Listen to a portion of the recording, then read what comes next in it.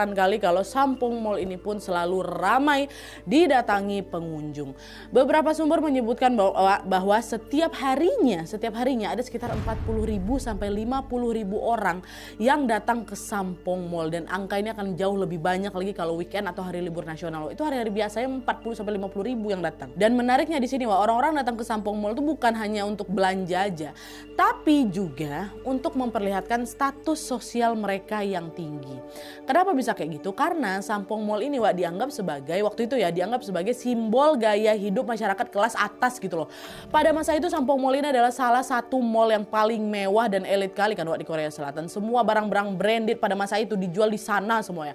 Para artis, konglomerat, orang-orang kaya di Korea Selatan makanya jadi sering lah itu menghabiskan waktu mereka di Sampung Mall. Pokoknya nih semua yang masuk ke Sampung Mall itu pasti dianggap orang kaya lagi.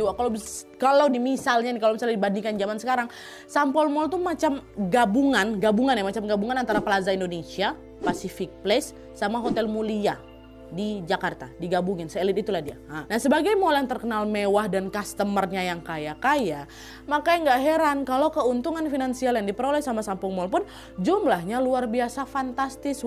Ada sumber yang menyebutkan kalau setiap tahunnya Sampung Mall ini memperoleh keuntungan sebanyak 30 miliar won atau lebih dari 25 juta USD. Itu kurs 95. Kalau dikonversikan sekarang itu 800 miliar rupiah loh, ya Allah. Kurang banyak apa tuh? Tapi itulah dia. Di balik semua kemewahan, ternyata kejayaan Sampung Mall di Korea Selatan tidak bertahan lama.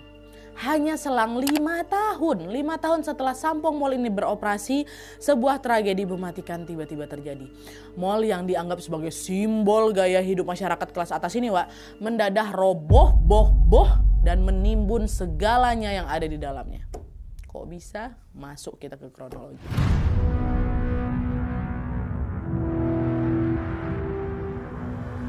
Nah jadi tragedi robohnya Sampung Mall ini terjadi pada tanggal 19 Juni tahun 1995. Beberapa hari sebelum mall ini roboh sebenarnya orang-orang tuh udah mulai notice kalau ada banyak retakan besar di area lantai 5 mall ini Para pegawai mall juga pernah bilang kalau mereka ini sering sekali dengar kayak macam suara patahan gitu loh. Suara patahan, suara dentuman dari dalam dinding mall. Gak cuma dindingan ya, lantai mall juga krek kayak gitu.